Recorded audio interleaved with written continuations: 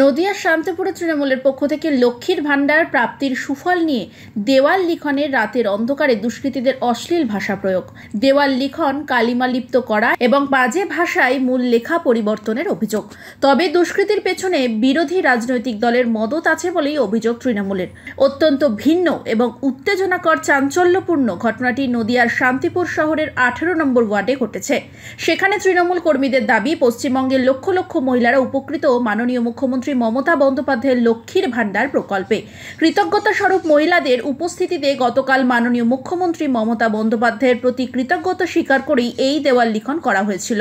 কিন্তু দেওয়াল লিখনের সময় পার্শ্ববর্তী পাড়ার অসামাজিক বিভিন্ন কাজকর্মের সাথে যুক্ত 19 নম্বর ওয়ার্ডের গাজিয়ার মোহাম্মদ স্ট্রিট এবং রাজপুট পাড়া স্ট্রিটের সংযোগস্থলে বাড়ি ভজন বিশ্বাস নামে এক দুষ্কৃতী তখনই বেশ কিছু কটূক্তি এবং গালিগালাজ শুরু করে দেয়। যদিও বিষয়টি আমল না দেওয়ার কারণে সে সময় কোনো অশান্তির সৃষ্টি হয়নি। তবে আজ সকালে 18 নম্বর ওয়ার্ডের পীরের হাট লেনে লক্ষ্মীর ভাণ্ডারের সপক্ষে এই দেওয়াল লিখন কালিমা লিপ্ত এবং বিকৃতি করে নোংরা ভাষা প্রয়োগ করার ঘটনায় সেই দুষ্কৃতি যুক্ত আছে বলেই মনে করছেন তৃণমূলের ওয়ার্ড নেতৃত্ব। লিখেছে কি বলবেন? এটা খুবই খারাপ করেছে। আমরা এই যে লক্ষ্মীর ভাণ্ডার পাই, এতে আমাদের খুবই উপকৃত হয়, কিন্তু এটা যে করেছে খুবই খারাপ করেছে। এটা যারা করেছে নিশ্চয়ই তার বাড়ির ফ্যামিলিরাও মেয়ে ছেলেরা পায়। কি বা কারা লিখতে পারে? কারা আবার লিখবে? বিপক্ষই লিখেছে। কাদের সন্দেহ করছে? বিজেপি না সিপিএম? সেটা বিজেপি। এটা বিজেপি ছাড়া আর কারো কেউ করবে না। আমাদের যারা লক্ষ্মীর ভাণ্ডার পায় তারা তো এই কাজটা করবে না।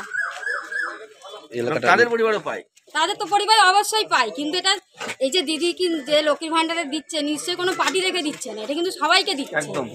হ্যাঁ, কোনো মানে যে তৃণমূল বলে তৃণমূলকে দিচ্ছে সেটা কিন্তু নয়, এটা বিজেপি সিপিএম সবাই কিন্তু পাচ্ছে। কিন্তু তারপরেও এটা যে করেছে খুবই অন্যায় করেছে। এলাকাটার নাম কি? পীরের হাট লেন, রাজপুত পাড়া। এটা রাজপুত পাড়া। আপনার নাম? আমার নাম কল্পনা বসু।